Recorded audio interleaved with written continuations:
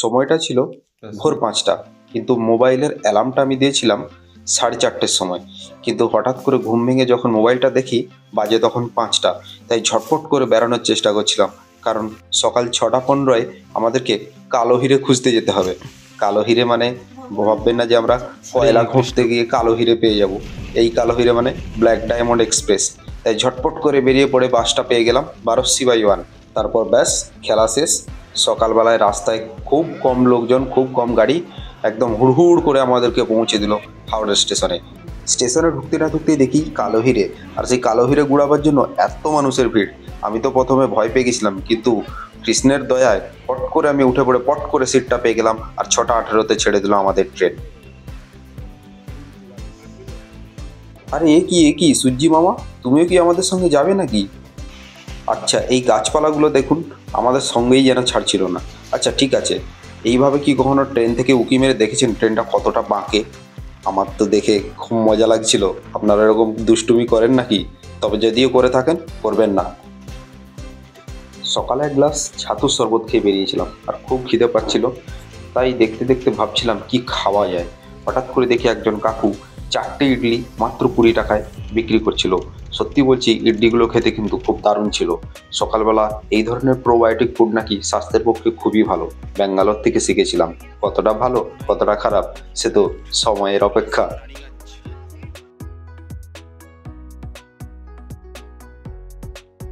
Here at Asansol, now the time is 9:48. We have reached Asansol. তো finally আমরা বরাকরে এসে গেছি। আমরা এই ট্রেনে করে আমরা বরাকর পৌঁছালাম। তো এখন টাইমটা কটা বাজে? আমার ঢোকার টাইম ছিল 10টা, এখন হচ্ছে 10:21, কারণ 20 মিনিট লেট করেছে। তো চলো এবার স্টার্ট করা যাক আমাদের নতুন জার্নি। তোমাদেরকে পুরোটা দেখাচ্ছি, আপনারা পুরোটা দেখুন। তো আমরা চলে এসেছি বরাকরে। তো এই বরাকর থেকে হাওড়াতে উঠেছিলাম কটায়? 6:18 গাড়ি ছেড়েছিল। তো এখন চলে এলাম আবার বরাকরে। তো যাব, অনেক সুন্দর সুন্দর জায়গা দেখব, প্রকৃতির সঙ্গে একটু খেলাধুলাও করব। তো চলুন, ভালো লাগবে। আপনাদের অনেক কিছু ইনফরমেশন শেয়ার করার আছে। বরাকর স্টেশনে পৌঁছে খুব ভালো লাগছে। আর যে জিনিসটা বলার সেটা হচ্ছে যে আমাদের সবাইকে না ভগবানের সঙ্গে অ্যাসোসিয়েশনটা করে রাখা খুব জরুরি। আমরা আপনাদেরকে প্রথমেই বলেছিলাম যে আমরা একদিনের কলকাতা থেকে একদিনের জন্য ছুটি নিয়ে, আমরা তো সবাই অফিস করি, তো অফিসের একদিনের ছুটি নিয়ে কোথায় একদিনের যে ট্যুরটা হয় সেটাই আপনাদেরকে আমরা দেখাচ্ছি। আর চলুন আপনাদেরকে পুরো ভিডিওটা দেখাচ্ছি। আপনারা ভালো লেগে থাকলে অবশ্যই লাইক কমেন্ট সাবস্ক্রাইব এবং শেয়ার করে আমাদের পাশে থাকবেন। আর আমাদের ট্যুর ব্লগ কেমন লাগলো অবশ্যই কমেন্ট করে কিন্তু জানাবেন। তো চলুন আমরা জার্নিটা এবার শুরু করি, যাতে যাতে সমস্ত কথা হবে আপনাদের সাথে। রাস্তা দুদিক থেকে যখন দেখতে দেখতে যাচ্ছিলাম, শুধু কুলের গাছ দেখা যাচ্ছিল। আচ্ছা, এর মধ্যেই বলে নেই, এই জায়গাটা হচ্ছে যে রামনগর কয়লা খনি, যেখান থেকে কয়লা উত্তোলন করা হয়। তারপর একটু সামনে এগিয়েই পড়লো হাইওয়ে। এই হাইওয়ে, আর এটার ডান দিকে হচ্ছে যে লাস্ট, আর এই বাম দিকটা হচ্ছে যে ঝাড়খণ্ড। তো আমরা যাচ্ছিলাম সোজা, কারণ সোজাই স্পটগুলো পড়ে।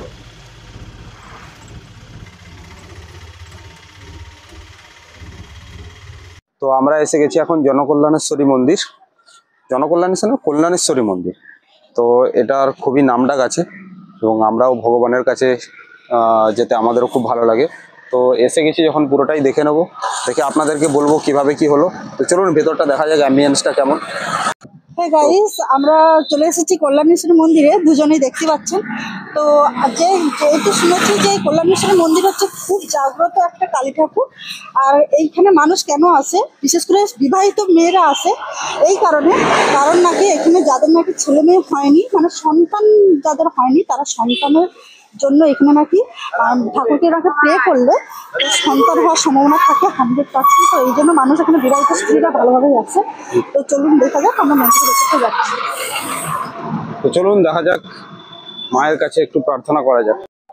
পুজো টাকা পানি দেবো, ওর মধ্যে মালা ফালা সব থাকে। 51 টাকার বানাও না।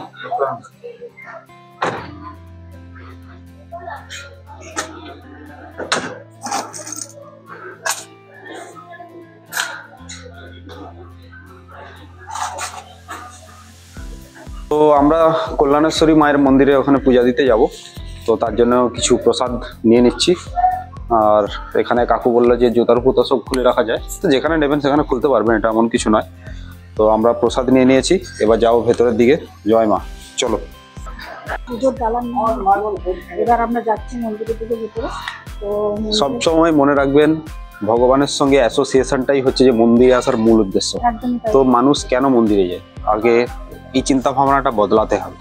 তো মানুষ মন্দিরে এই কারণেই যায়, কারণ মন্দিরে যে সমস্ত স্কলার থাকে, পণ্ডিতরা থাকে, তারা ভগবানের সঙ্গে অ্যাসোসিয়েশন করার যে পদ্ধতি সেটাকে তারা জানেন। তো একজন মানুষ যখন মন্দিরে যাচ্ছে তার প্রধান উদ্দেশ্য হওয়া উচিত যে ভগবানের সঙ্গে তার যে সম্পর্ক, সেই অ্যাসোসিয়েশনটাকে কানেক্ট করা, আর সেটার উদ্দেশ্যেই সে ভগবানের কাছে যায় এবং সেখানে যারা পণ্ডিতরা থাকে আর সেটা তারা করতে সাহায্য করে।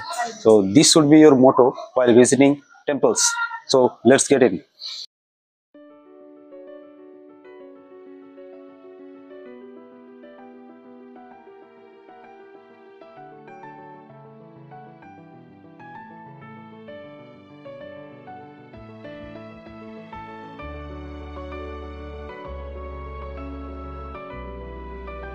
এই হচ্ছে আমাদের মা কল্যাণেশ্বরীর মন্দির।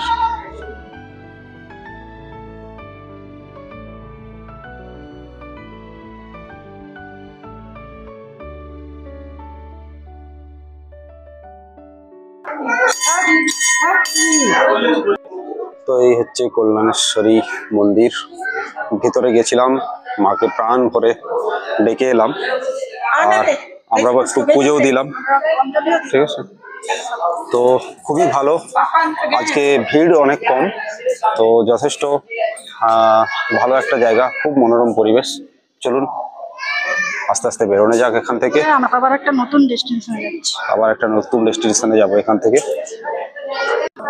তো মন্দিরের ঠিক ডান দিকেই, এই দিকে একটু বেরোলেই একটা ঝর্ণা আছে। এই দেখুন, ঝর্ণার আওয়াজ পাওয়া যাচ্ছে। এই সুন্দর একটা ঝর্ণা রয়েছে, আর এই ঝর্ণার আওয়াজটা খুব সুন্দর লাগছে।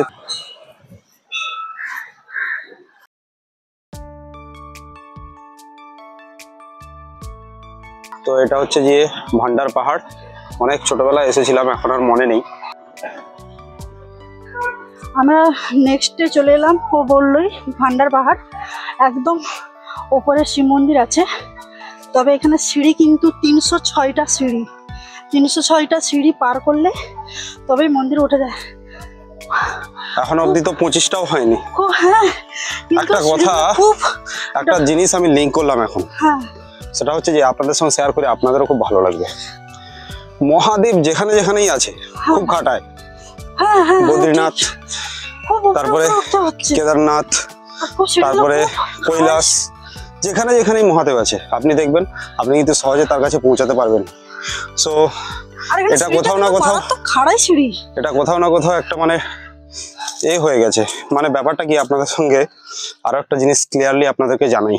উঠতে উঠতে ভগবান শিব সবসময় দেখবেন বাঘের ছাল পেতে বা পরে পাথরের উপরে বসে থাকেন। এর মানে হচ্ছে যে যেখানেই পাথর আছে সেখানেই মহাদেব আছেন। এটা হচ্ছে যে মহাদেবের মানে কি বলবো, তিনি যে বিরাজ করেন সেটা তার প্রমাণ। এই পাহাড় দেখুন, পাহাড় ফুল অফ স্টোনস, রক্স। তো যেখানেই পাথর আছে এটা মানা হয় যে ভগবান শিব সেখানে আছেন। ভগবান শিব তো অনন্ত, যার সৃষ্টিও নেই, যার শেষও নেই, তিনিই শিব। তো হর হর মহাদেব। চলুন বাকি অ্যাডভেঞ্চারটা আমাদের সঙ্গে এনজয় করুন।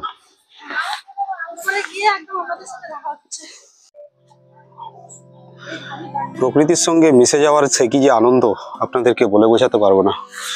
ভগবান শ্রীকৃষ্ণ একটা জিনিস সৃষ্টি করেছেন এবং তিনি বলেছেন তার অনুমতি ছাড়া একটা পাতাও নড়ে না। সে তো বটেই, সেটাই ঠিক, সেটাই সত্য। উপরে গিয়ে একদম দেখা হচ্ছে, চলুন। সে তো উঠতে পারলে পারছি না। হর হর মহাদেব। উঠতে উঠতে এখানে একজন একটা পাদুকা চিহ্ন রয়েছে, এটাও দেখলাম। যে দূরে দেখতে পাচ্ছেন পাহাড়ের করে নীল জল, সেটাকে একটা ড্যাম, ওইখানে ড্যামটা রয়েছে। তো খুব সুন্দর মনোরম দৃশ্য।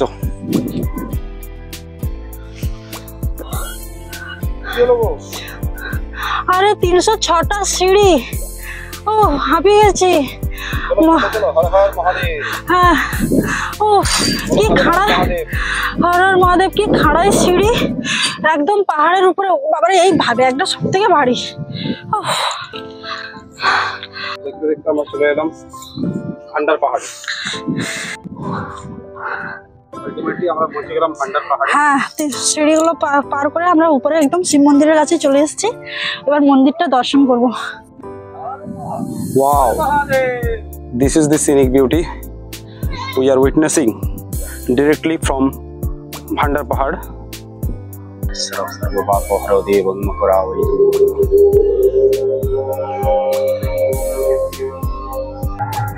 তো ভগবান মহাদেব উপরে বসে আছেন। আমি আগেই বলেছি, যেখানেই পাথর সেখানেই শিব। তো দেখবেন পাথরের উপরে শিব বসে থাকেন। তো যেখানে এইসব রক্স ফক্স আছেন, এগুলো কিন্তু সমস্ত কিছুই উনার মানে বাসস্থান হতে পারে, সে ব্যাপারে কোনো সন্দেহ নেই। তো এই প্রকৃতির সঙ্গে মিশে যাওয়ার যে কি অপূর্ব অনুভূতি, সেটা যদি আপনারা বাইরে না বেড়ান, এক্সপ্লোর না করেন, অ্যাডভেঞ্চার না করেন, তাহলে বুঝতে পারবেন না। এই রাস্তার ধারে অনেক কুল গাছ ছিল, তো আমি আমাদের অটো ড্রাইভারকে বলে দাঁড় করে নিলাম, কয়েকটা কুল পারলাম। রাস্তার ধারে মাইথনে যখন খুব ছোটোবেলা এসেছিলাম তখন আমি কুল পেড়ে খাচ্ছিলাম, তো এখনও সেই জিনিসটা মনে পড়ে গেল, খুব ভালো লাগলো। আর প্রকৃতির সঙ্গে এভাবে খেলাধুলাই তো একজন, আমার তো খুব ভালো লাগে। আপনারা বলুন, আপনাদের কি এসব পছন্দ? তো এটাই সেই মাইথনের সেই জায়গা যেখানে সমস্ত ট্যুরিস্ট বাসগুলো এসে দাঁড়ায়, তারা হল্ট করে, এখানে রান্নাবান্না করে, খায়। তো এটাই সেই জায়গাটা, এখানে সব ট্যুরিস্ট বাস এসে দাঁড়ায়। তো আর দেখুন নদীর জলটা একদম নীল, খুব আওয়াজ হচ্ছে। আর একটা কথা, এখানে কিন্তু বোট রাইডিং এরও ব্যাপার আছে। এখানে আপনারা বোট রাইডিং করতে পারবেন, আর ছোট বড় দূরে অনেক দ্বীপ আছে, ওই দ্বীপগুলোতে যেতে পারবেন। আলাদা আলাদা চার্জ লাগে, তো এখানে কথা বললে আপনারা যে দ্বীপে যাবেন সেরকম চার্জ দিয়ে বোট রাইডিং করতে পারবেন। তো বলুন আপনারা কবে আসছেন? হ্যাঁ, don't look at us, you come here. একদিনের জন্য কলকাতা থেকে একদিনের জন্য মাইথন আসাটা কিন্তু খুবই সহজ ব্যাপার। অফিসের ছুটি পেলে কিন্তু চলে আসুন। এরকম একটা সুন্দর জায়গা দেখতে, পাঁচটা জায়গা আছে, ঘুরে দেখতে কিন্তু দারুণ লাগবে, সময় কাটবে, ভালোভাবে কিন্তু এনজয় করতে পারবে। হরে কৃষ্ণ। হরে কৃষ্ণ।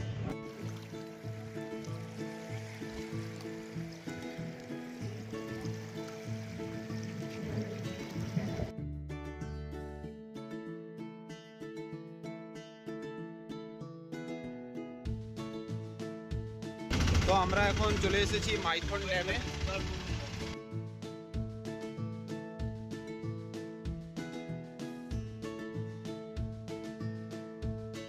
এখানে রাস্তার দুপাশেই অনেক খাওয়ার হোটেল আছে, আপনারা এসে এখানে কিন্তু যে কোনো কিছু খাবার খেয়ে নিতে পারেন, ভাত, চাইনিজ, যে কোনো কিছু। আর এখানে একটা বোটিং স্পট আছে, তো আপনারা এসে এখানে বোটিং করতে পারেন। ছোট বড় বিভিন্ন দ্বীপ আছে, আমরা সেটা এখনো যাইনি।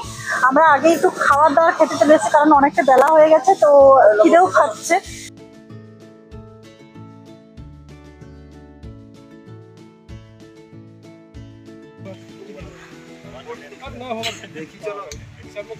কেমন মনে হচ্ছে?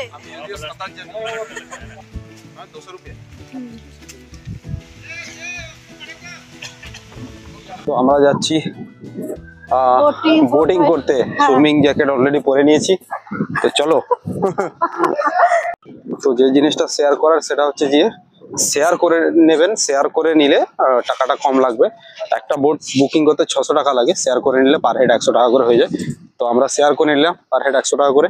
তো চলুন একটু জলপথে ঘুরে আসি। প্রচুর জল ছিটকাচ্ছে, কিন্তু প্রচুর জল ছিটকাচ্ছে।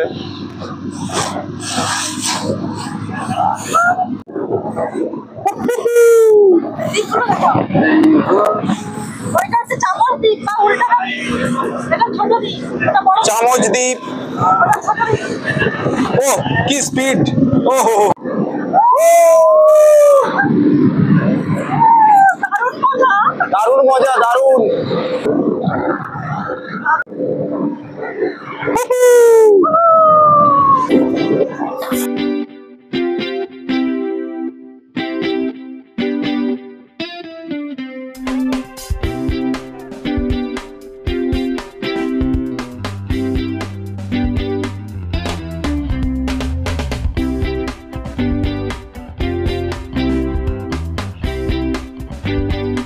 জলটা দেখুন একদম কাঁচের মতো, খুব সুন্দর, খুব সুন্দর একটা অনুভূতি।